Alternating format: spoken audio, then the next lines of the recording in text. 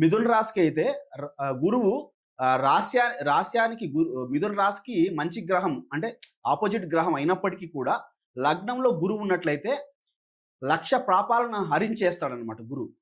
సాధారణంగా గురువు అనేటోడు నార్మల్ అంటే అది ఎంత రాశికి సరిపోకపోయినా గానీ గురువు లగ్నంలో ఉన్నాడంటే ఎక్సలెంట్ స్థితిని ఇస్తాడు.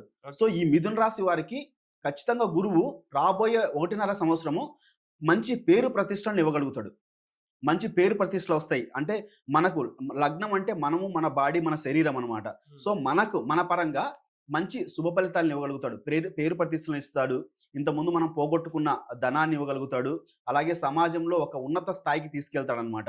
సో అలాగే తర్వాత ఈ రాశికి లగ్నానికి శని భగవానుడు దశమ స్థానంలో ఉన్నాడు.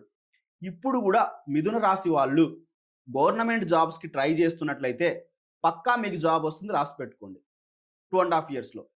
ఇప్పుడు చాలామంది పిల్లలు ఉన్నారు కదా రాసేవాళ్ళు. సో వాళ్ళకి చెప్తున్నా, గవర్నమెంట్ జాబ్స్కి మీరు ప్రిపేర్ అవ్వండి. అదేవిధంగా మీరు చెక్ చేసుకోండి మీ రాశిలో అంటే మీ జన్మ జాతకంలో దశ ఏం నడుస్తుందో చెక్ చేసుకోండి. అది కూడా ఇంపార్టెంటే. అంటే గోచారం అనేది దాన్ని బట్టి మనం 30% చెప్తాం, ఇందాక చెప్పా.